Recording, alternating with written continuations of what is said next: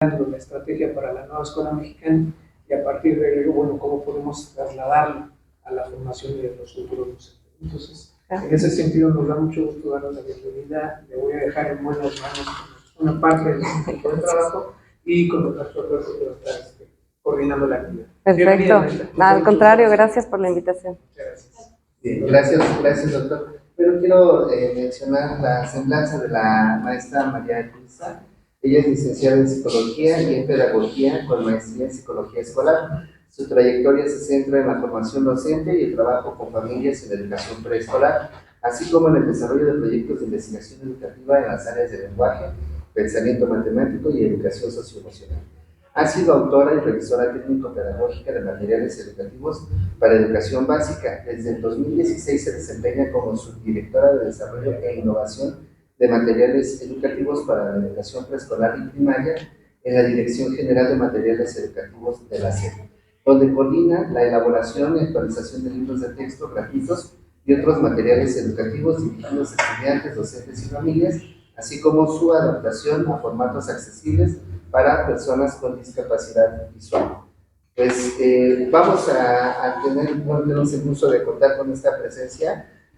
La charla se va a apoyar en estas diapositivas, va a tener una duración de unos 60 a 80 minutos, damos espacio para interacción, para preguntas y procuraríamos cerrar casi allá el punto de las 11 para pasar al otro compromiso de la ceremonia.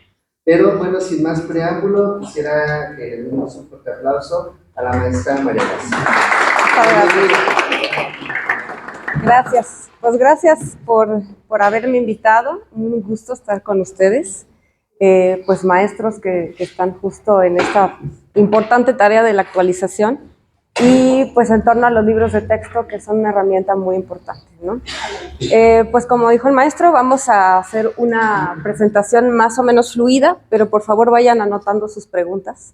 Quizá algunas preguntas que les surjan al inicio las vamos a ir trabajando después, pero va a haber un espacio para que podamos dialogar, ¿no? El propósito es fortalecer justo los conocimientos que tienen que ver no solo con los materiales en sí, sino con su relación con la nueva escuela mexicana. Y en cuanto a sus características generales, su forma de uso, para quién están dirigidos y sobre todo cuál es la función actual de los materiales educativos, que no es una función, no es la misma función que se tenía hace años, ¿no? Ustedes lo habrán visto. Seguramente muchas cosas que yo diga aquí, ustedes ya las han vivido. También anoten si tienen alguna experiencia o alguna cuestión que quieran compartir que tenga que ver con lo que estamos platicando o que sea contraria a lo que estamos platicando, todo es válido. Bueno, primero, ya ustedes conocen, digo, de manera general, de manera particular, lo que es la nueva escuela mexicana. Todos hablamos de la NEM, pero es cierto que no hay un documento rector nacional, más que el plan de estudios, que nos cuente no solamente lo que es la NEM, sino cómo se aterriza la NEM a los procesos educativos, a lo que se hace en el aula. Entonces vamos a hablar de aspectos clave, quizá nos faltan algunas cuestiones, aspectos clave que después, al final de la presentación, vamos a retomar para ver si efectivamente los libros reflejan algunos de estos elementos.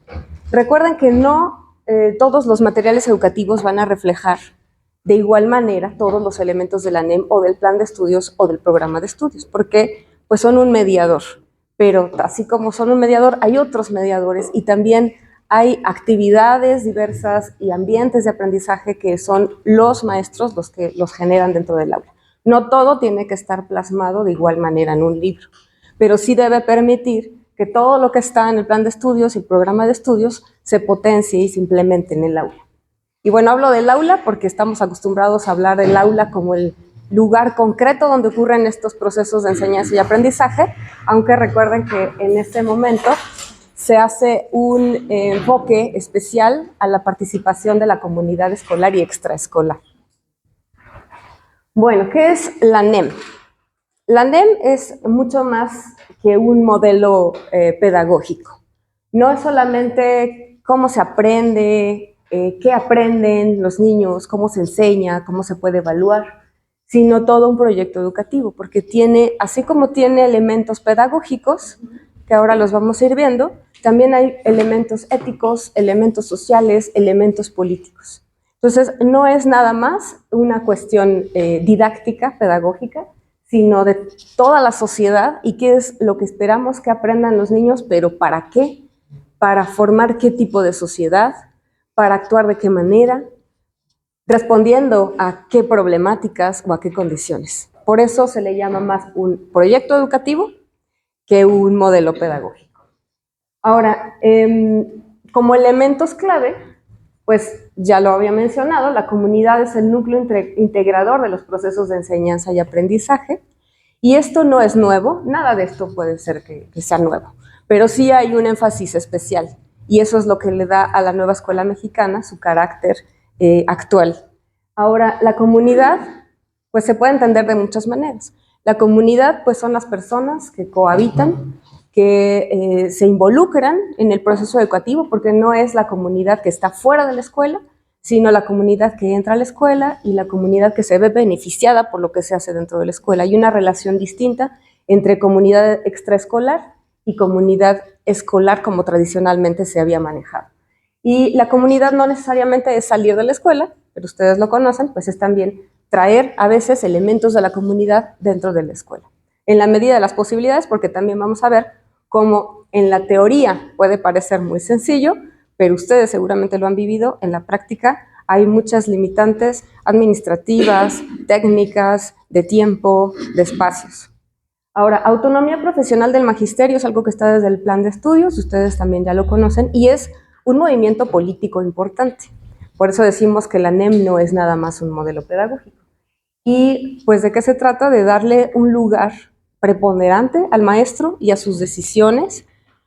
Se dice que ya no es ejecutor de un programa de estudios, pero yo creo que nunca lo ha sido. Simplemente es una responsabilidad mucho mayor ahora en cuanto a la toma de decisiones total. Digamos que conforme han avanzado las reformas y los planes y programas, se ha visto cómo se deja mucha más flexibilidad para que el maestro tome decisiones en cuanto a la dosificación de contenidos.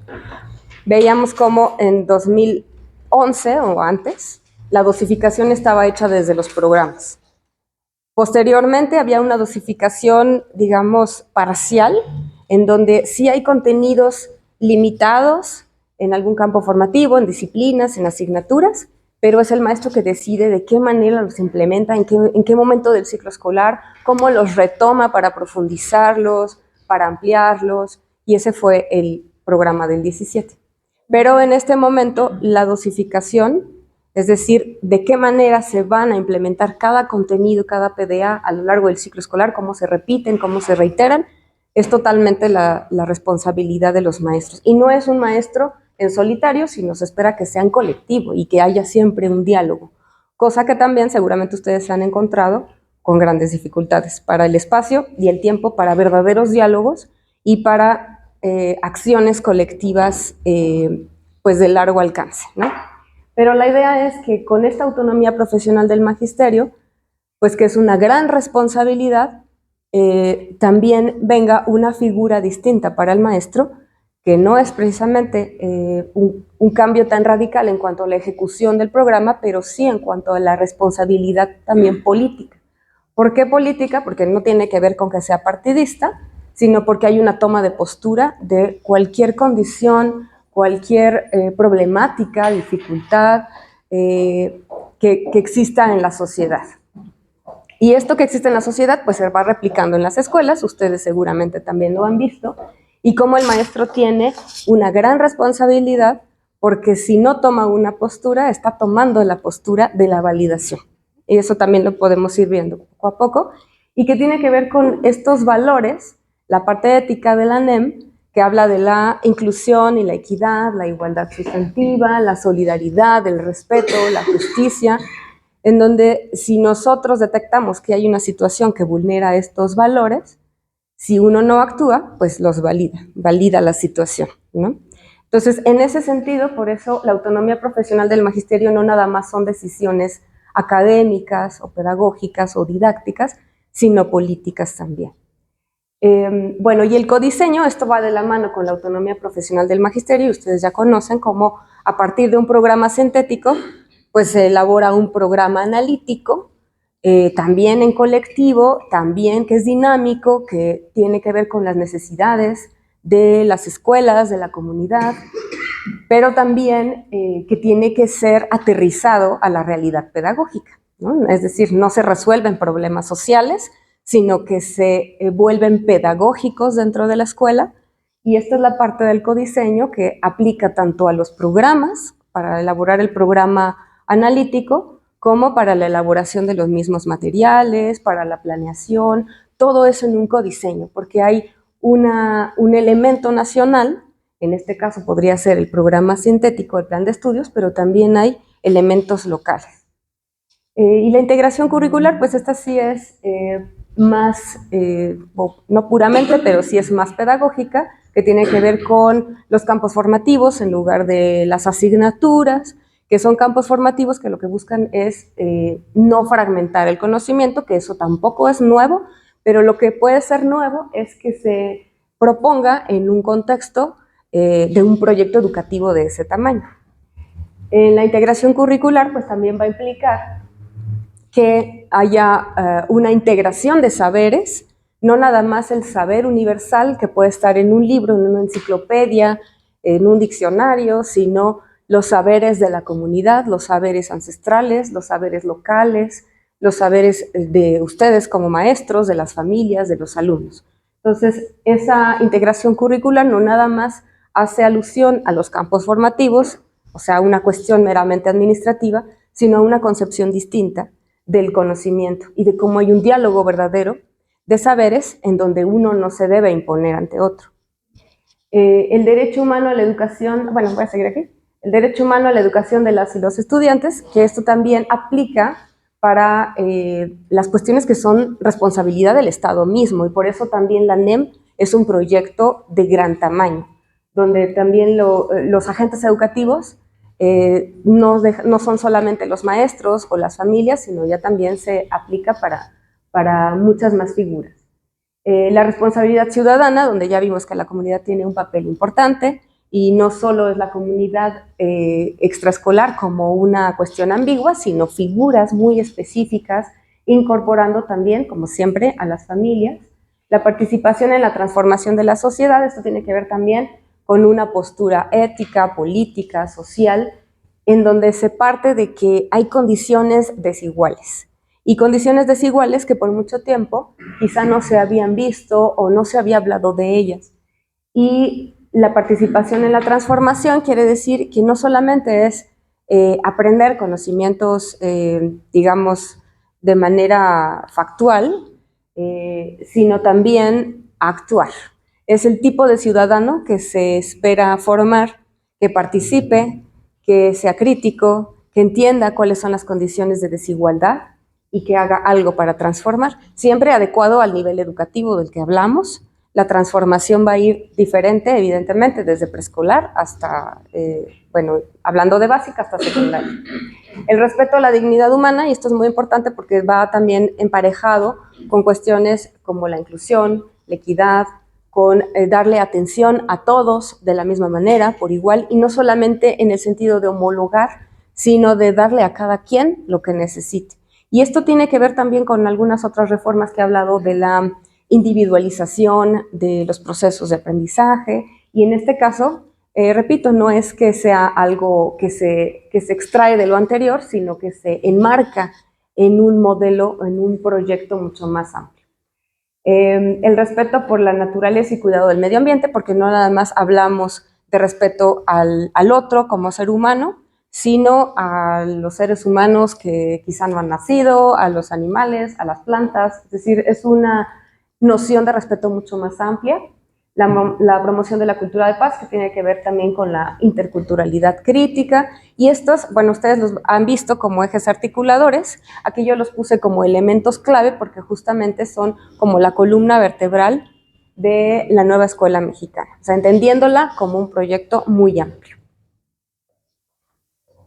Bueno, dentro de la parte pedagógica de la NEM, encontramos, sobre todo en el plan de estudios, se habla de cómo esta integración curricular también permite que el aprendizaje sea situado, es decir, se integran las experiencias en el aula con las experiencias de vida de los niños y niñas, y de cómo esta forma de ver las asignaturas o las disciplinas de manera interdisciplinaria también se refleja en reconocer los saberes de los otros y reconocer las experiencias vividas fuera de la escuela. Todo eso nos hace ver un enfoque diferente de trabajo que nosotros llamamos enfoque globalizador, por todas estas cuestiones, que son contenidos que se miran de manera interdisciplinaria, pero también que hay una revalorización de los conocimientos que vienen de fuera de la escuela. Y de esta manera las experiencias de aprendizaje reflejan justamente esa realidad que hay fuera de la escuela, en donde las niñas y los niños perciben el mundo y lo que sucede en él de manera integral. Y esto, en la práctica, ustedes también sabrán que debe haber momentos específicos para trabajar una disciplina en particular. Es decir, no todo se puede mirar en todo momento con un enfoque globalizador, pero sí es una perspectiva nueva que se dé mucha más importancia y un énfasis mayor a que se mire de manera integral saberes locales, saberes universales, con experiencias fuera dentro de la escuela, con relación entre las disciplinas que en algunas reformas pasadas. Y para eso, pues, el enfoque globalizador va a requerir que se vincule justamente a las situaciones relevantes para la comunidad dentro y fuera de la escuela, con una propuesta curricular que viene tanto del programa sintético como del analítico, experiencias y saberes docentes, porque esto también es muy importante, no se trata solo de recuperar, cuando decimos recuperar saberes previos, no solo es de los estudiantes, estamos recuperando saberes de todos, porque finalmente hay un diálogo con los estudiantes y hay un aprendizaje de los dos sentidos. Alcances del trabajo en el nivel educativo, aquí es donde les menciono que pues en cada nivel y en cada grado, finalmente la transformación de la realidad va a ser distinta. Y justamente eso está mediado por las posibilidades e intereses de niñas y niños.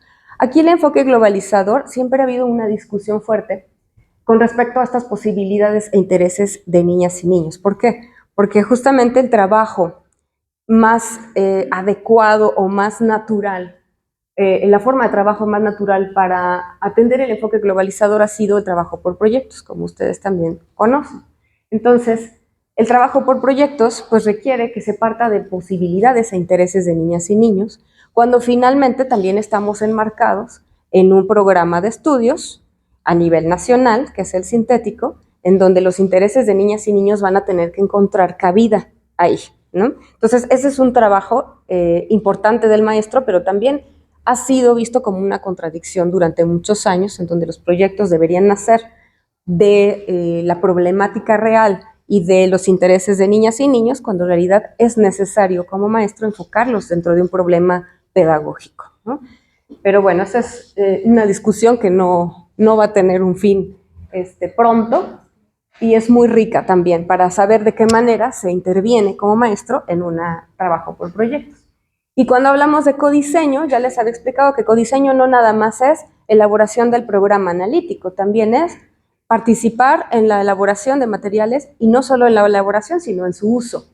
Si yo estoy planteando el uso de una manera, pero el maestro lo necesita para otra cosa, puede también y está codiseñando en ese sentido, porque el uso del material es parte de la esencia misma del material. Entonces, para un codiseño, pues, ¿qué se necesita? Tener una buena lectura de la realidad.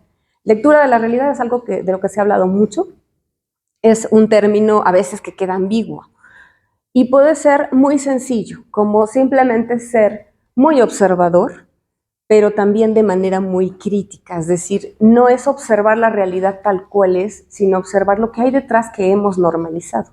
Y esta cuestión de normalización tiene un papel muy importante, también pensando en la revalorización del magisterio, del papel nuevo que tienen los docentes, porque, como yo les decía, todo lo que no se dice se valida, y entonces todo lo que se normaliza no se dice.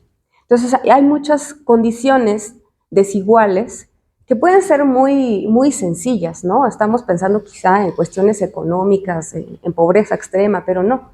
Hay condiciones quizá dentro de una misma aula, en donde hay desigualdad en la posibilidad de participación de un alumno o de otro, que son justamente las situaciones en donde se concretan estas desigualdades, ¿no? Y entonces, algo muy importante justo es saber leerlas y saber cuestionar. Entonces, si yo estoy viendo una situación, quizá también pensar en algo que llaman lugar de enunciación, que es en dónde estoy yo parado, desde qué perspectiva lo estoy mirando, cuáles son los conocimientos, las creencias, las ideas que yo tengo detrás con las que yo estoy percibiendo los fenómenos que ocurren fuera, es decir, como unos lentes, ¿no? Yo tengo unos lentes que me ayudan a interpretar las situaciones como normales o no normales, ¿no? Digamos un ejemplo súper sencillo que pues, sucede en los preescolares, que las niñas tienen que ir de rosa y los niños de azules. Eso es pues quizá muy, muy visto, pero digamos que es un ejemplo fácil, en donde muchos lo tienen tan normalizado que no se cuestionan por qué no hay posibilidad de que los niños escojan otro color, por qué los niños no podrían ponerse rosa, por qué las niñas tendrían que ir de princesas y los niños de soldaditos, ¿no? Ese tipo de cosas que tenemos tan normalizadas, empezar a cuestionarlas, a preguntarnos por qué, ni siquiera es hacer cambios radicales de la noche a la mañana, preguntarnos por qué está establecido de esa manera y a quién beneficia y a quién no. Y de esa manera se hace una lectura de la realidad mucho más consciente. Y de ahí pueden salir muchísimas problemáticas, que ahorita tenía que ver con género, pero puede tener que ver con inclusión, puede tener que ver con cuestiones sociales de otra índole, económicas, políticas. Y bueno, decíamos programa sintético porque finalmente, aunque el trabajo se hace conforme a lo que se identifica como un problema social común, el programa sintético es nuestra base y esa sí no la podemos dejar de lado. Entonces, manejar el programa tampoco es algo sencillo, sobre todo con este programa de estudios, el más reciente, en donde algunos contenidos quedan un tanto generales y los PDA también, ¿no? Los PDA nos van dando un poquito más de luz, pero siguen siendo generales. Por ejemplo, en procesos históricos se habla como de procesos históricos en general, pero no nos dice cuáles son los datos precisos, los momentos precisos, las habilidades, lo que tendría que estar haciendo el estudiante para yo saber que está avanzando en eso. Todo eso pues ya va a formar parte de la misma planeación, de la misma dosificación de los maestros. Entonces, por eso leer este programa sintético ya es una tarea difícil, porque además se lee a la luz de todo el proyecto educativo, no es aislado, y se lee también a la luz de los abordajes por campo formativo, es decir, no es un contenido aislado tampoco dentro de sí mismo, sino dentro de un campo que tiene una forma de trabajo específica, que tiene un objetivo específico, las finalidades, por nivel, generales, los rasgos que finalmente tienen que alcanzar los niños cuando salgan de la básica, etcétera, ¿no? Entonces, es un manejo del programa que no es obvio. Y bueno, de limitación a problema pedagógico escolar, esto es lo que les comentaba. Sí hay muchas cuestiones sociales que resolver, pero ¿qué se va a hacer desde la escuela, desde el aula? No todo lo vamos a resolver aquí, ni todo cae dentro de lo que el programa sintético nos está marcando como lo esencial. Quizá el programa analítico lo está marcando y en ese caso es válido trabajarlo, pero siempre con el manejo previo del programa sintético. Y bueno, finalmente viene el ajuste en el uso de los materiales, como decía, también es parte del codiseño, y no se trata de ajustar algo que ya está predeterminado, sino de decidir cuál es la forma ideal para trabajar un material educativo, sean los que la Secretaría elabora o sean materiales diversos que uno utiliza, que uno elabora, que uno encuentra, cualquier material educativo. Y bueno, entonces para leer la realidad de manera crítica, pues hay que entender que el papel del docente va mucho más allá de la enseñanza en el aula.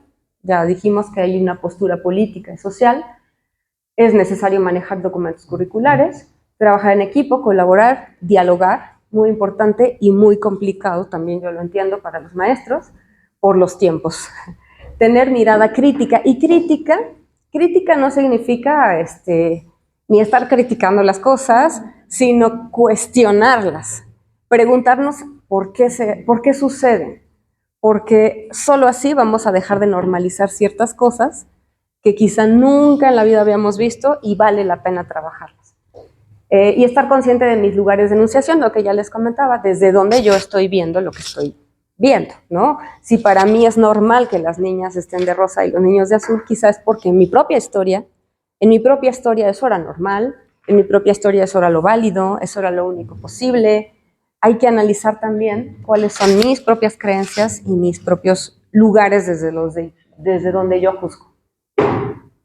Bueno, entonces decíamos que el trabajo por proyectos es de manera muy general como lo más natural para trabajar con enfoque globalizador. Este trabajo por proyectos tampoco es nuevo y siempre se ha manejado con unas etapas muy generales, con identificar problemática, planear y llegar a acuerdos, ejecutar, evaluar, comunicar. A veces en un orden distinto y de manera flexible, pero ha sido siempre la misma cosa.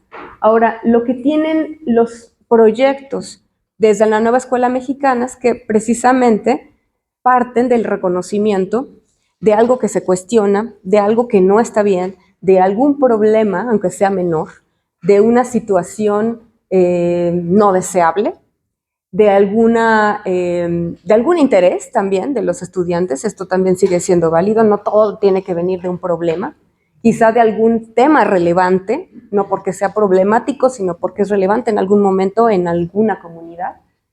Y pero bueno, es proponer acciones que guíen la intervención para promover cambios positivos, que los cambios pueden ser mínimos, pero se está formando al estudiante para ser alguien que responde a lo que está observando, que participa y que transforma de alguna manera su realidad.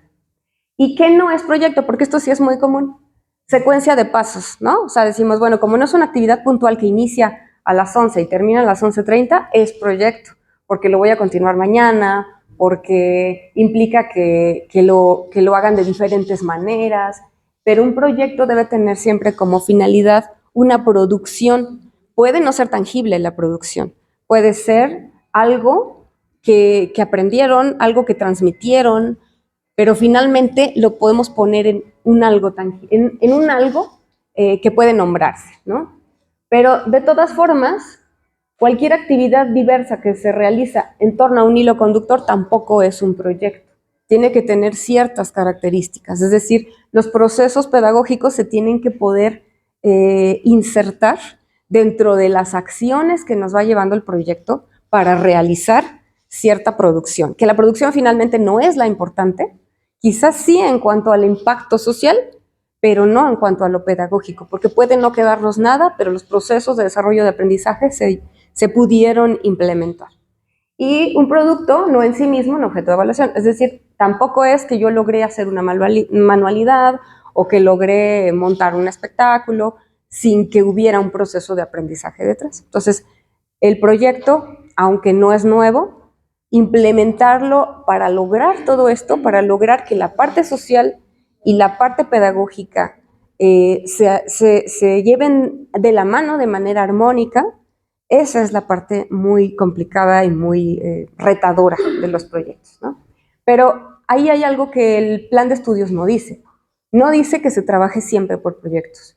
Dice que es, no sé, como recomendado, como, ajá. Es decir, lo que importa no es que sea en sí un proyecto, sino que sea una forma de trabajo que permita justamente la no fragmentación del conocimiento, que pueda haber contenidos de diversos campos formativos o dentro del mismo campo formativo de diferentes disciplinas, que haya un diálogo de saberes dentro o fuera de la escuela, que haya situaciones de la vida cotidiana que se traen a la escuela. Esa es la parte globalizadora, no necesariamente proyectos. Y eso es en todos los niveles de educación básica. En preescolar, ahora que lo vamos a ver, es mucho más claro cómo hay, incluso desde el material, proyectos y otras modalidades de trabajo. En primaria no están puestas en un libro de texto, pero no quiere decir que no se puedan incorporar, ¿no? Y esto es lo que vamos a ver ahora sobre materiales educativos.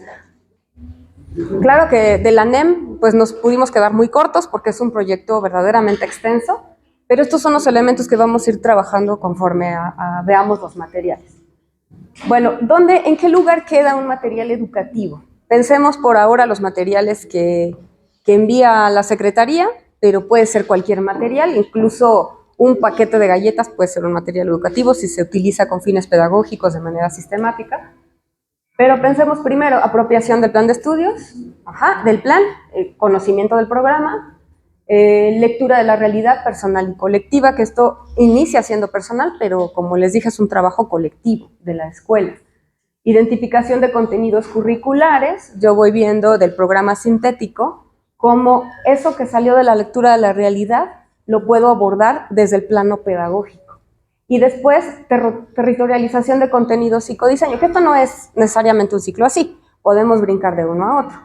Y en esta parte de territorialización de contenido psicodiseño es en donde yo vuelvo otra vez a la realidad y digo, bueno, esto pedagógico, ¿cómo lo implemento para no perder el sentido social, político, pero tampoco perder el sentido pedagógico? Ninguna de las dos. Y finalmente nos da acciones concretas, que eso es justamente lo que hace el maestro. O sea, finalmente lo que hace en el aula es disponer de un espacio, de un ambiente, planear actividades, tener materiales, dar indicaciones, todo eso más concreto, ahí es donde pueden entrar los libros. Es decir, aquí sí se ve muy claro cómo los libros ya no funcionan como lo eran hace muchos años. Antes, los libros incluso se decía que transmitían el currículum mismo. ¿Por qué? Porque el currículum podía darnos aprendizajes esperados por grado escolar. Pero cómo, en qué orden yo los iba a abordar, ya dependía de mi maestro. Y el hecho de que se abordaran de manera en espiral, que eso también ustedes lo conocen, primero lo abordo de una forma, luego lo vuelvo a abordar, es decir, no son contenidos que se abordan una vez y le pongo palomita y ya voy al siguiente, como eran programas anteriores. Entonces, esa forma de trabajo, en donde yo decidía cómo iban a ser los contenidos, pues me las solucionaba un poco el libro, porque el libro me decía, en primer trimestre puedes trabajar esto y después lo recuperas en el segundo de esta otra manera. Entonces esos libros son fáciles de usar por eso, pero es justo lo que no tienen estos materiales. Lo primero que hay que entender es que su función cambió. El libro de texto ya no es un currículum aterrizado, que es un currículum que es propuesta finalmente de materiales educativos, porque el currículum no lo hace materiales educativos.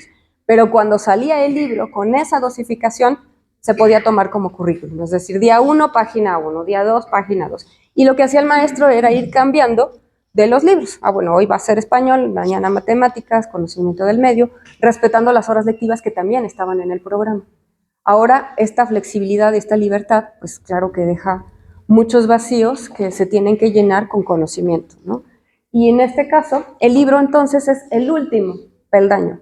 Es decir, yo tengo que tener ya toda mi idea de cómo voy a hacer, qué voy a hacer, para qué lo voy a hacer, social y pedagógicamente, con qué secuencia de acciones y dónde entra el libro. Es decir, si hay un proyecto que me sirva, voy a tomarlo.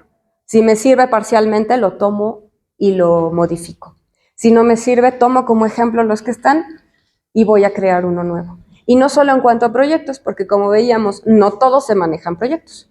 Quizá haya otras modalidades de trabajo globalizador, pero también haya otros espacios en donde necesite yo trabajar escritura y lectura específicamente en este momento, porque son niños de primero, de segundo, que necesitan consolidar eso, ¿no? Entonces, en ese caso también yo tengo que tomar la decisión de en qué momento hago ese paréntesis, si lo incorporo a un proyecto o no lo incorporo a un proyecto, si tomo un proyecto que me permita potenciar esa parte o dejo los proyectos de lado mientras avanzo con otro tipo de estrategias. Esa ya es decisión del maestro. Y para eso, pues no solo va a tener un material, va a tener por eso una diversidad, pero esa diversidad no le va a dar la planeación. Es decir, la planeación se pierde en esta familia de libros, que ese es el cambio más importante. Y bueno, puede ser una desventaja, pero también puede ser justamente darle al maestro esta cuestión de poder que había perdido, ¿no? Bueno, entonces ahora sí, vamos a ir por nivel preescolar. En preescolar justo les comentaba, no solo son proyectos, también son otras modalidades. Estas otras modalidades se retomaron de trabajos anteriores de las educadoras, es decir, no son nuevas, ya venían de años anteriores, se les hizo algún ajuste para que encajaran justo en esta cuestión de metodología sociocrítica, en donde lo importante es observar la realidad de manera crítica, transformar la realidad, pero conservando ese trabajo justamente pues para valorar ese trabajo de las educadoras de años anteriores. No es borrar todo, es recuperar lo que funciona. Y estas son las modalidades que se incorporan. Proyecto también es conocido como modalidad, que podría parecer muy sencillo porque algunas educadoras mencionan que proyecto lo tienen muy trabajado, a diferencia de los demás. Entonces, bueno, un proyecto que tenemos nosotros pues es fortalecer los otros para que haya más ejemplos y haya más opciones, alternativas, ¿no? Pero recuerden que aunque proyecto es muy trabajado, de cualquier manera hay muchas estrategias que les dicen proyecto que no son proyectos. Entonces también hay que tener una mirada muy fuerte con eso. Es que todo el tiempo que se trabajó con proyectos, se reconoce que el trabajo preescolar era basado en proyectos, pero ahora ya tiene un matiz diferente. Sí. Porque antes, por ejemplo, si el proyecto del circo, y a partir del circo se vinculaban todos los saberes y demás. Entonces, por eso es que hubo como la confusión en el ciclo escolar cuando salió esta modalidad, que ya trabajando acá se ve la diferencia como se lo mandó, desde que salga desde una problemática y los demás elementos que la tienen. Sí, y el hilo conductor, porque lo que a mí me decían muchas educadoras es, no sé, hicimos una maqueta. Entonces es un proyecto porque el miércoles hicimos el león, el jueves hicimos la jirafa, ¿no? Pero esa es la idea de proyectos hace mucho tiempo. Sí eran proyectos insertos en otro modelo. Entonces, así como está en preescolar, así también es toda la básica. Es decir, el proyecto tiene una finalidad, repito, social y pedagógica, pero además un hilo conductor que nos obliga a retomar todos los PDA y contenidos, no todos los necesarios, los que naturalmente se incorporan, y trabajarlos a profundidad, ¿no? Eso es, si no es fragmentar una actividad en varios días. Bueno, ahora vamos a ver un poquito, muy poco, pero sí sabemos que es necesario reforzar estos. El taller también es algo que se ha trabajado por mucho tiempo, aprender desde la vivencia. Aquí lo importante es el procedimiento mismo para elaborar algo, ¿no? Aquí sí hay un algo tangible que se está elaborando, pero es importante ver, es crítico porque también hay un cuestionamiento sobre por qué estoy haciendo lo que estoy haciendo, para qué va a servir lo que estoy haciendo. Hay otras formas de hacerlo. O sea, esa parte crítica es justamente algo que no se trabajaba con tanto énfasis antes. Entonces son acciones intencionadas, reflexivas sobre un procedimiento que llevan a analizar, pensar, decir y actuar. Estas son más o menos las etapas, pero son también una propuesta. Bueno, y así como estas son propuestas de modalidades, puede haber muchas más. Estas modalidades fueron propuestas por ser las más reconocidas, como las más utilizadas por las educadoras, pero seguramente ustedes podrían incluso inventar otras.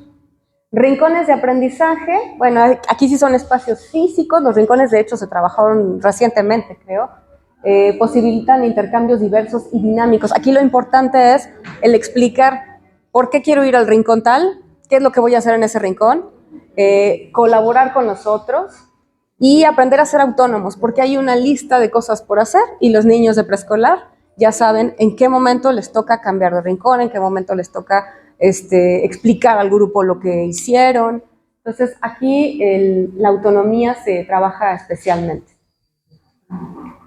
Los centros de interés, pues es a partir de la observación directa de objetos, hechos, seres, elementos, que son justamente del interés de las niñas y los niños, plantean preguntas y las responden explorando materiales, preguntando, investigando a su manera. Y aquí se construyen relaciones de causalidad, temporalidad, similitud y se amplía la comprensión sobre el mundo. Estos son 3 pasos, es el más corto en cuanto a etapas. La unidad didáctica, es un poco más complejo y justo así como lo dice aquí, uno de sus propósitos es percibir el mundo en su complejidad. Es decir, las cosas no se hacen, y que tiene que ver con el pensamiento crítico también. Las cosas no suceden por un solo factor. Y eso es algo que pues que todos tendemos a como a utilizar como fórmula, y aquí es donde el niño preescolar puede decir, bueno, pero quizá este factor va acompañado de otros muchos, y quizá las condiciones cambian mis factores. Entonces, esta es una modalidad ideal para justamente que los niños perciban la complejidad de algún fenómeno, que también es significativo, es interesante para ellos. Entonces, al contrario en contraste con el centro de interés, quizás sí hay una comprensión de un fenómeno, hay aprendizaje sobre el fenómeno, pero lo importante es cuestionarlo, es comprenderlo y interpretarlo en su justa complejidad, ¿no? El aprendizaje basado en el juego, puede ser más una estrategia de trabajo. Aquí tratamos de convertirlo en una metodología o en una modalidad con unas etapas claras de trabajo, pero el juego va a formar parte de todas las modalidades y de todas las formas de trabajo de niños, sobre todo preescolar, pero no nada más preescolar. Y aquí, bueno, justamente la idea es que los niños sean los que tomen la decisión, qué van a jugar, para qué lo van a jugar, cómo lo van a jugar, qué va a pasar si ocurre un conflicto, y cuando ocurre el conflicto detener para ver cómo lo van a resolver. Es decir, también se trabaja la autonomía, la toma de decisiones individual, colectiva, y se enfrentan a problemáticas sociales, sobre todo si como parte del juego de esta modalidad se identifica primero, como decíamos en la lectura de la realidad, pues una problemática.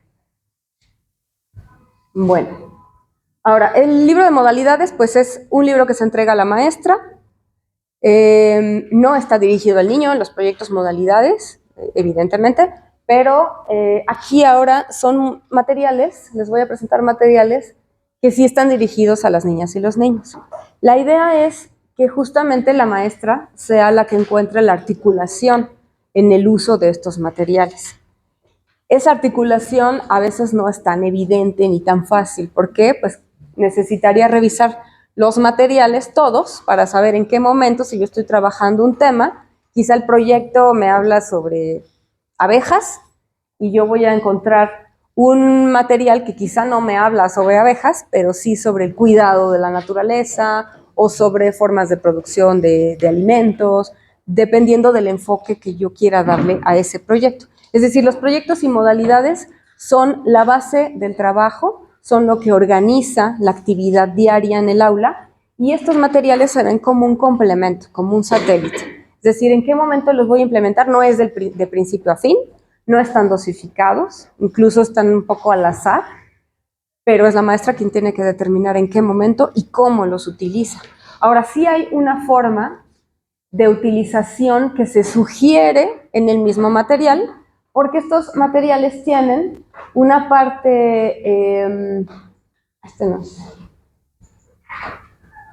bueno, ahorita les digo, tienen una parte de imagen didáctica, de escenario, y una parte de fungibilidad, es decir, en donde se registra, ¿no? Entonces, en la parte donde se registra sí hay por ahí alguna alusión a lo que se puede registrar, pero lo importante no es lo que haga en esa página, lo importante es lo que explora. Por eso se llama explorar e imaginar. El registro es importante porque en el registro los niños comunican, aprenden a expresarse de diferentes maneras, aprenden la importancia del registro, pueden compartir con otros, pueden hablar de lo que registraron, pueden usar sus propias grafías, pueden empezar a utilizar letras, sobre todo en tercero, pero eso no es la parte medular. La parte medular es la exploración, es decir, que es un detonante. La imagen, la escena didáctica, nos va a llevar a ver lo que hay fuera del libro. Esa es la parte más importante. Es decir, si yo estoy viendo justamente la cuestión de las abejas y la veo en el material, quiere decir que yo voy a salir a ver si hay algún problema similar, a ver qué insectos hay por el lugar donde vivo, personas que me hablen de ello. Por eso lo importante es que salga del libro después de detonarse algún tema o algún problema y regrese después al aula, quizá no como tarea, pero sí que traiga saberes de su familia, de la comunidad escolar, y que dentro del aula se vaya a socializar eso, ¿no? Entonces, por eso se llama explorar, muy importante, no es para solo registrar, no son actividades que puedan tener una respuesta correcta, que digamos, relaciona las columnas, las relacioné y ya, palomita, sino que pueden tener muchas formas de uso, pueden tener muchas respuestas correctas para el alumno, y lo importante es sacarlo del material, detonar acciones, detonar la comparación, la búsqueda de información, el contraste, el análisis, la descripción, y esas habilidades se van justamente fortaleciendo con un ciclo parecido a este, es decir, primero interpreto la situación que hay en la imagen, que también la interpretación ya es, pues es compleja, es una habilidad que hay que desarrollar, y eso lo hace con la maestra, ¿no? Y con los compañeros. Explora el medio, y el medio no quiere decir siempre salir, también es preguntarle de su propia experiencia, compartir, comparar lo explorado, registrar, y aquí se puede registrar de muchas maneras, no de manera convencional con la escritura, aunque a veces se interpreta así, y compartir lo registrado. Y esto puede ser un ciclo, es decir, nos lleva otra vez a interpretar otras situaciones o a interpretar de otra manera la misma situación. El mismo recurso, por ejemplo, se puede utilizar para una cuestión de ética, naturaleza y sociedades, pero también podría ser una cuestión matemática, como la maestra encuentre el sentido. Y estas son las habilidades justamente de las que comentábamos: exploración, indagación, comparación, interpretación, argumentación, explicación, escucha atenta, representación, comunicación, entre otras. Habrá algunos recursos que permitan el desarrollo o el fortalecimiento de alguna habilidad en específico, dependiendo del recurso, dependiendo de lo que haga la educadora con él. Bueno, y este es otro material dirigido a las niñas y los niños que ha tenido muchas críticas, y una de ellas ha sido como en el sentido del recorte, que es algo muy importante. ¿Por qué? Porque este material no es recortable, es decir, no está hecho para que el niño recorte. Sabemos que el niño tiene que aprender a recortar, sabemos que está la motricidad fina, pero sabemos que la desarrolla con múltiples actividades en el aula, ¿no? Y sabemos que en el aula cuentan con materiales, sabemos que también pueden salir y pueden hacer cosas fuera. O sea, la motricidad fina no es la finalidad de este libro. Este compendio de materiales en realidad está hecho para que una vez que la familia, la maestra ayude con el recorte, el niño pueda manipular. ¿Y qué logra con manipular? Es una habilidad distinta que la que se logra con el anterior, que es explorar e imaginar, en donde lo fuerte está en el registro, es decir, es el pretexto para hacer todo lo demás, se coloca de manera concreta en el registro. En lo que está de manera concreta es la manipulación del material. Manipular nos permite, por ejemplo, clasificar, y clasificar de diferente manera, con diferentes criterios, o nos permite construir, y nos permite hacer juego simbólico con lo construido, nos permite jugar porque hay tableros. Bueno, por ejemplo, este no es en sí un tablero, pero son fichas tipo dominó. Entonces nos permite utilizar una y otra vez. Por eso se llama manipulable, no se llama recortable, y por eso no está hecho para recortar y pegar, sino para utilizar varias veces, ¿no? Esa es su finalidad. Bueno, por ejemplo, aquí están como dos tipos de recursos en este manipulable. Uno, pues está hecho para armar, para cambiar, para hacer diferentes propuestas, para comparar con las del compañero, sobre todo para detonar un diálogo sobre lo que se está haciendo. Y el otro tipo de recursos son los juegos, ¿no? Que decíamos tableros, dominós, las fichas convencionales de dominó, etc. Y esas son las habilidades que cada recurso va a potenciar más o menos, dependiendo de sus características y de cómo se use. Reflexión, argumentación, categorización, comunicación de ideas, experiencias, descripción, explicación, etc., ¿no? Bueno, este otro material, láminas de diálogo con manifestaciones culturales y artísticas, es un material de aula. Está dirigido a niños, pero no se entrega uno por niño, se entrega uno por aula, y son distintos los de primero, los de segundo y los de tercero, no porque estén graduados. Digamos, esto no lo puede ver el niño de primero porque es de segundo, y eso también creo que ustedes lo han notado en el mismo programa de estudios, que sí está graduado, y que eso puede que ocasione algunos pues dificultades en las educadoras para planear, ¿no? Tener que abocarse a los PDA de primero, a los PDA de segundo, a los PDA de tercero, cuando sabemos que el preescolar es un tanto multigrado y que además la heterogeneidad es tremenda, ¿no? Por la edad a la que entran, porque en esa etapa de su desarrollo cada uno lleva un proceso distinto y una etapa distinta y un avance distinto. Entonces, en estos materiales también aplica para explorar, imaginar, para jugar, imaginar, para las mismas modalidades. Están pensados, sí, para ser de alguna manera multigrado, pero los materiales que se entregan a niñas y niños, pues espera que no se encuentren el mismo en segundo que en primero que en tercero. Entonces, por eso se hace una separación, pero es un tanto arbitrario. Quizá en explorar e imaginar, que es fungible, sí hay un tanto la consideración de las posibilidades de grafías y de dibujos de un niño de primero, que es muy distinto al niño de tercero. Pero en todo lo demás, pues son cuestiones, habilidades que se desarrollan en los tres niveles, en los tres grados, ¿no? En este caso, igual, láminas de diálogo, entonces tiene un compendio para primero, uno para segundo, uno para tercero, y está especialmente diseñado para promover el aprecio y disfrute del arte y las manifestaciones culturales, identificar elementos o recursos de los lenguajes artísticos, que es parte del programa de estudios y de un eje articulador. Estos son los dos ejes articuladores que se trabajan en mayor, bueno, lenguajes, que es un campo formativo, y artes y experiencias estéticas, que se maneja como eje articulador. Pero no solo eso, a través del contenido, aunque se trabaja desde el arte, también se trabaja el contenido de ese arte, ¿no? En cuanto a inclusión, interculturalidad crítica, identidad comunitaria, diversidad lingüística y cultural, el respeto a toda la diversidad, a las formas de expresarse, a las formas de ser, a la fisonomía de las personas, o sea, que los niños conozcan esa diversidad nacional o mundial y haya espacios adecuados para dialogar sobre el respeto, ¿no? Esos son unos de los propósitos, pero en realidad las manifestaciones artísticas y culturales dan para un trabajo muy amplio. Bueno, y este libro es Posibilidades de Trabajo. En realidad es un libro que trata de dar el sentido a los materiales anteriores.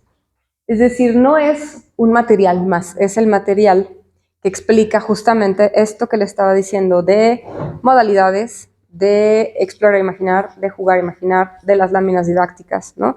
¿En qué sentido se están pensando? Es importante hablar del sentido para que no se tomen ni al pie de la letra, ¿no? Que digas, pues tengo que empezar con la página 1 de explorar, imaginar y tengo que ir en la 10 cuando acabe la semana.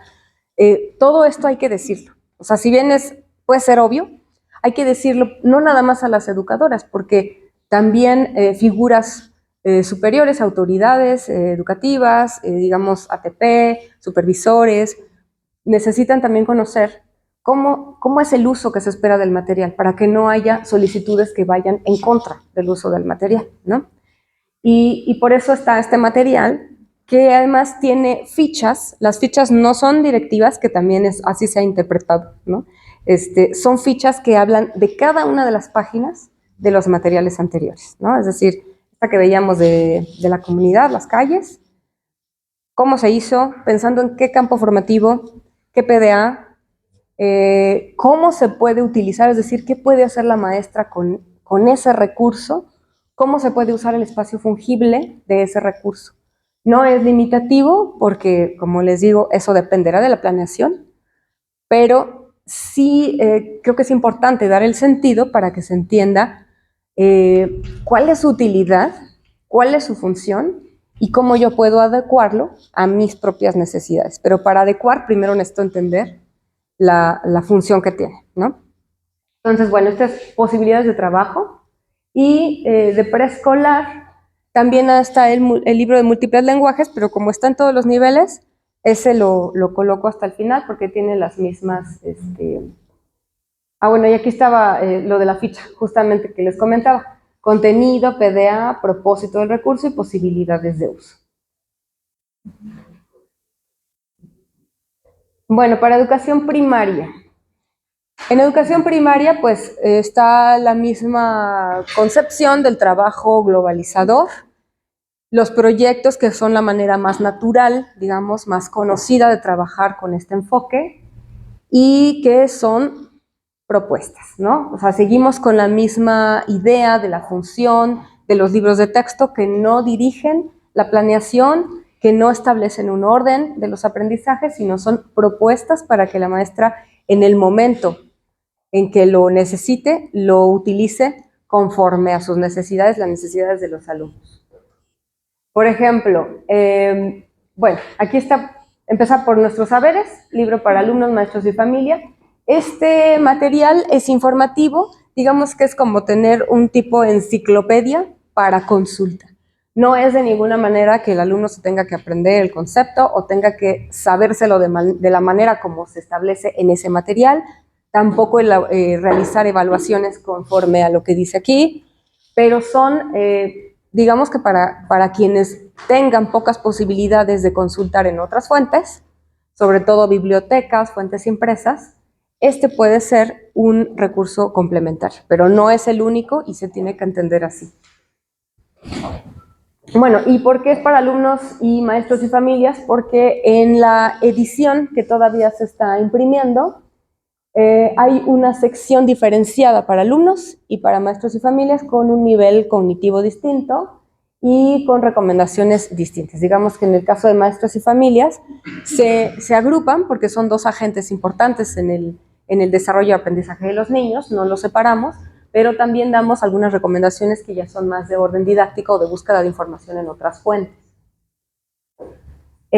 Múltiples lenguajes, trazos y palabras, primero y segundo, igual que múltiples lenguajes, trazos y números, que vamos a ver ahora, son materiales también complementarios. Como les comentaba, el trabajo por proyectos no puede ser lo único que se haga en el aula, y eso no porque lo diga o no el plan de estudio, sino porque en la realidad sí se necesitan espacios propios para trabajar alguna disciplina o alguna habilidad específica, ¿no? Digamos, la cuestión matemática o la cuestión de la lectura y escritura, que es bien sabido, ¿no? Sobre todo en los niveles bajos. Ahora, estos libros sirven justamente como apoyo, tampoco tienen una planeación o una progresión establecida, sino que también dependen de la necesidad del alumno, de la maestra, de su planeación y de cómo los articula con los demás materiales. Bueno, este es trazos y números, también está en este momento está solamente en primero y segundo. Y aquí estaban lo de los proyectos. Los proyectos en primaria, pues son propuestas que de alguna manera se agruparon en 3 escenarios, pero como por organización de la información, porque eran demasiados proyectos y había que poner un orden y una categorización en 3 materiales. En este caso, la división entre aula, escolares, comunitarios, pues recae como en el lugar en donde está la problemática, el interés, la necesidad. Puede estar dentro del aula, puede estar en la comunidad de alumnos de diferentes grados y grupos, maestros, autoridades educativas, todos los que conviven en la escuela, incluyendo familias, o en el escenario comunitario, cuando ya tratamos de abrir un poco más hacia la comunidad, de las maneras como sea posible, o traer elementos de la comunidad a la escuela, ¿no? Incluso aquí, pues la problemática ya rebasa la escuela, no es una problemática dentro del salón de clases o dentro de la escuela, sino ya de orden mayor. También se puede ver este escenario comunitario como un escenario en el que de manera predominante se traen conocimientos de la comunidad, saberes de la comunidad. Por ejemplo, si se va a trabajar un tema de salud, se puede invitar a alguien, no sé, especialista en cuestiones de salud, con saberes ancestrales o en una clínica de salud. Es decir, hay forma de traerlo a la escuela. No necesariamente, y esto podría ser inviable, siempre llevar a cabo el proyecto comunitario con la participación de toda la comunidad o de mucha gente de la comunidad, porque esto pues ya cae en cuestiones como de logística, de seguridad de los niños. O sea, sabemos que esto puede ser complejo, pero sí hay un énfasis mayor en la participación comunitaria. Ahora, todos están agrupados por campos formativos, porque en algún momento se ha hablado siempre de la integración curricular, ¿no? Pero la integración curricular ya es una propuesta que hacen en el propio currículum, es decir, las disciplinas están agrupadas por campos. Ahora, ¿qué pasa? Nosotros podemos trabajar por campo, pero podemos trabajar también contenidos de un campo y de otro campo. Eso ocurrió, por ejemplo, en preescolar. en pocas ocasiones, porque tampoco fue tan sencillo. Es decir, que siempre que hay contenidos de un campo y de otro, el foco se tiene que centrar en uno de ellos. Es muy difícil mantener el foco en ambos. A veces ocurre con lenguajes, porque los lenguajes son tanto un objeto de estudio como un medio para estudiar otras cosas. Entonces, ahí es muy claro cómo los lenguajes pueden incorporarse cuando estudiamos ética, naturaleza y sociedades, cuando estudiamos saberes y pensamiento científico, pero con los demás campos formativos es difícil encontrar ese vínculo. Lo más natural siempre ha sido trabajar los campos por separado. Y eso no quiere decir que estemos fragmentando, quiere decir que sí, efectivamente, los contenidos disciplinares requieren su espacio propio para trabajarse. Es decir, es demasiado superficial si estamos mezclando 3 campos formativos a la vez. Hay alguno que no se va a trabajar con profundidad, ¿no? Y lo peligroso es decir, bueno, ya trabajé matemáticas porque se pusieron en fila y se nombraron o dijeron 1, 2, 3, 4, cuando eso quizá es matemáticas, porque las matemáticas están en nuestra vida, pero no es lo que dice el PDA. O sea, nos estamos alejando de PDAs y contenidos. Es lo que conocemos como transversalidad. Se manejan como transversalidad. Pues, que se reunían varios campos, pero se tenía que hacer énfasis, focalizar menos. Por ejemplo, el de lenguaje, y por Dios vinculado con el de pensamiento matemático, en ese que se trabajaba, y ya ahí se veía la transversalidad. Aquí esto, pero ahora ya se llama como vinculación de los contenidos, ¿no? Sí, pues sí, es que viene de la integración curricular. Pero también hay que pensar, si logramos hacer esta vinculación entre campos o entre contenidos de un mismo campo, que también es complejo, finalmente, alguno de los dos que queda un poco más rezagado necesita retomarse después, incluso los dos. O sea, en este currículum por espiral necesitamos retomar y retomar y retomar para poder profundizar, para poder ampliar, para poder repetir. Entonces, más en este sentido de la transversalidad, si las matemáticas están metidas de manera transversal, van a necesitar un espacio donde las matemáticas sean el foco, ¿no? Entonces, en este sentido de espiral, vamos viendo a cuál le damos prioridad. Y aquí, pues, justamente para explicarles por qué tanto en preescolar como en primaria y en secundaria, los proyectos al final o las modalidades terminan siendo de un campo formativo en específico, ¿no? Hay pocos casos, en preescolar sí hay, porque hay 34 contenidos y 23 modalidades. Es decir, sí se lograron algunos casos de condensar 2 contenidos de mismo campo o de diferente campo en una modalidad, pero en la mayoría de las veces eso no es viable, ¿no? Digamos que se hace, pero hay que retomar esos contenidos finalmente después. Entonces, aquí están agrupados por campo formativo y cada grado tiene 3 materiales. Ahora, la idea es que este material es fungible, está dirigido al niño, a diferencia del de preescolar, pero es un material que tiene que ser adaptado, intervenido por el maestro, ¿no? Es decir, desde su lectura de la realidad, desde el programa analítico, desde el programa sintético, ver las condiciones del entorno, cuál es la problemática, cuáles son los intereses de niñas, niños, y entonces identificar el proyecto que más se acerca o, como les decía, reformularlo o adaptar alguno que esté parcialmente, que cubra parcialmente las necesidades o elaborar uno propio, ¿no? Bueno, y cartografía es un material complementario, viene de la fusión del Atlas de México y el mundo de años anteriores, es un solo material, y aquí algo muy importante es, así como parte del componente pedagógico de la NEM tiene que ver con no memorizar, sino una formación integral del ser humano en el sentido ético, social, cognitivo, físico. En este caso y en todos los materiales también, deben potenciarse para hacer de esta manera, ¿no? En este caso no es para memorizar dónde se encuentran los países o las capitales, sino para desarrollar habilidades y nociones geográficas, ¿no? Comparando unos mapas con otros, tratando de interpretar la información de unos mapas con otro tipo de información, comparando, analizando. Hay varias lecturas que se pueden hacer de un mapa, desde una lectura lineal, tal cual, es decir, en Chihuahua hay más personas que tienen INE que en Tamaulipas, ¿no? Esa es una lectura súper lineal. Otra lectura es interpretativa. Bueno, ¿por qué los estados del norte muestran una tendencia mayor que los estados del sur, ¿no? Y otra lectura todavía interpretativa a mayor nivel, pues también se basa en otra información de otras fuentes para poder interpretar los mapas. ¿Qué ocurre en el norte? ¿Qué ocurre en el sur? Oeste, ¿no?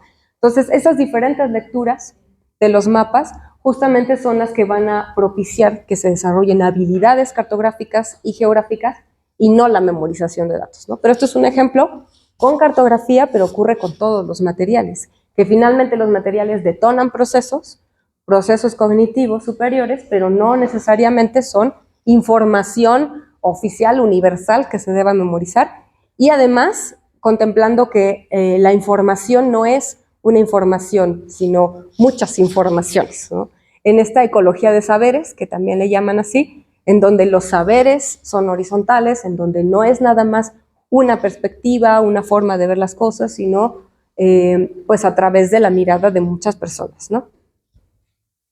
Entonces, bueno, y finalmente con secundaria, telesecundaria, que comparten mucho, telesecundaria y secundaria, porque pues lo que los diferencia es el servicio, pero en realidad los libros de saberes disciplinares son los mismos, ¿no? Estos saberes disciplinares son los de nuestros saberes de primaria. Acá es un libro por cada una de las disciplinas y están compuestos por artículos. Estos se supone, pues son de consulta para poder desempeñar todas las actividades que tienen que ver con los proyectos, es decir, siguen siendo los proyectos la médula del trabajo, proyectos o modalidades, y estos materiales, digamos que son satelitales, no pueden guiar la intervención didáctica. Estos son los de proyectos. Secundaria hay uno solo, telesecundaria son 3 volúmenes. Y lo que les comentaba de múltiples lenguajes está desde preescolar hasta secundaria. Ustedes pues seguramente han visto cómo se ha tratado de hacer un énfasis en la lectura, en la promoción de la lectura, pero no nada más seleccionando autores conocidos o lecturas de tipo literario, sino que también incorporando cuestiones que tienen que ver con múltiples lenguajes precisamente, ¿no? Con cuestiones matemáticas, con cuestiones artísticas, con aspectos estéticos que se incorporan en las lecturas, ¿no? Que obligan a leer de otra manera, a repensar los textos, y bueno, y también artículos informativos, que es importante que los estudiantes aprendan a leer todo, literario, informativo, y esto se puede usar de muchas maneras. También este es como el ejemplo perfecto de cómo la maestra tiene que encontrar su articulación. Puede ser a partir del tema, es decir, que hay un texto sobre murciélagos y yo estoy viendo cuestión de cuidado del medio ambiente en mi localidad y entonces lo veo desde el tema, pero también puede detonar otras cosas. Puede ser desde el tipo de texto que estoy trabajando, ¿no? Textos informativos, textos literarios, y entonces voy a partir de lenguajes, ¿no? Depende de dónde esté el foco de mi intervención.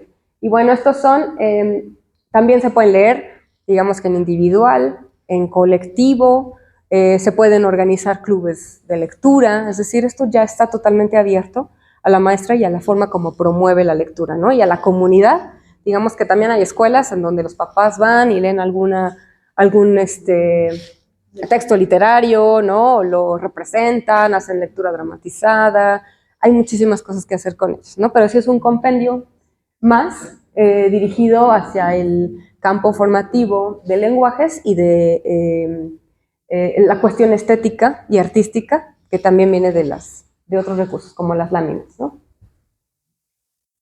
Y bueno, finalmente, como hemos visto, desde que hablamos de la NEM, en términos muy generales, y después una mirada rápida por los materiales educativos, ¿cómo se reflejarán estos planteamientos de la NEM en los materiales?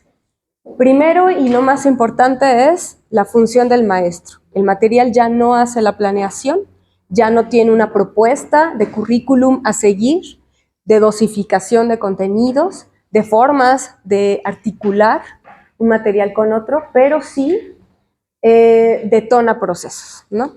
Entonces, una es múltiples formas de aproximación, justo porque quien toma las decisiones es la maestra, el maestro, y tiene que ver con la autonomía profesional del magisterio, el vínculo con la familia. Hay materiales que están dirigidos específicamente a maestros familias, pero de cualquier manera, los proyectos, por ejemplo, y las modalidades involucran el trabajo de familias, ¿no? Decíamos, por ejemplo, desde preescolar, como si yo estoy trabajando un recurso del libro del niño, pues le voy a dejar de tarea, digamos una tarea informal, pregunta por qué te llamas, cómo te llamas y qué significa tu nombre, ¿no? O por qué te pusieron así. Eso ya es traer a la familia, no necesita venir físicamente, pero sí los saberes comunitarios, trabajarlos en el aula.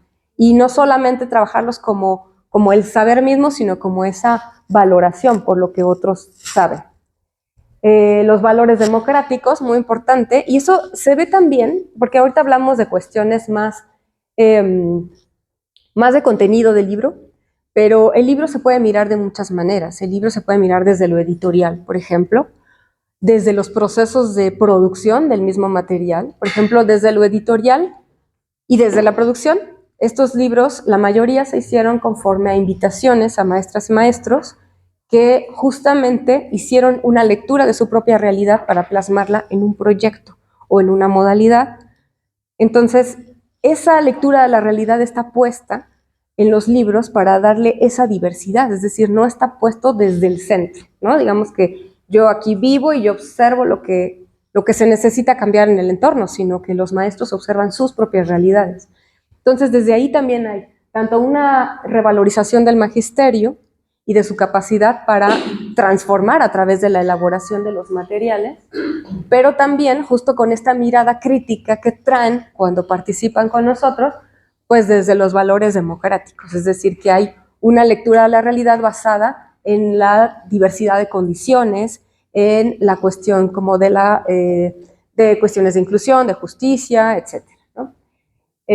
La comunidad como núcleo integrador, también como decíamos, la comunidad participa de muchas maneras y sobre todo en la cuestión del trabajo por proyectos, como la traemos a la casa, a la escuela, o como la escuela va a la casa, ¿no? Y eso ya es un poco de diálogo de saberes.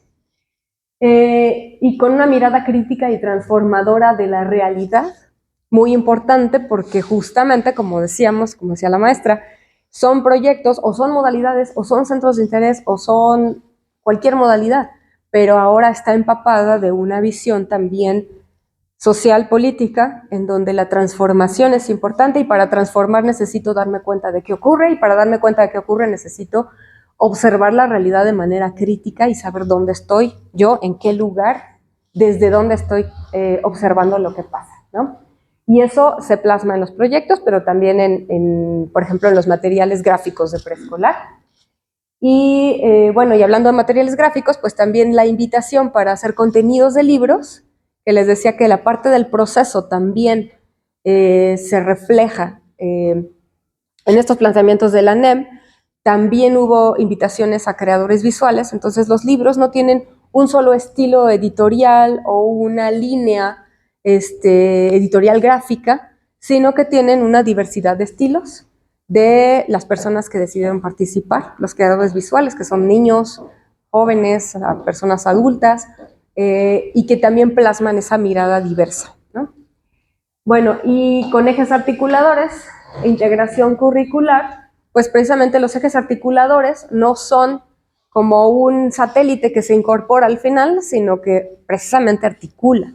Tienen que estar presentes desde el diseño del material, en el planteamiento de la problemática de los proyectos, en el planteamiento de las ilustraciones, y la integración curricular pues está puesta no solamente en que los libros están por campo formativo en vez de por asignatura, sino porque también promueven justamente esa integración de saberes de fuera de la escuela, porque promueven que la experiencia de los niños y niñas y de las maestras, maestros se traiga al aula, y porque promueven que haya también esta transdisciplinariedad, ¿no? En la medida de las posibilidades, como ya lo comentamos.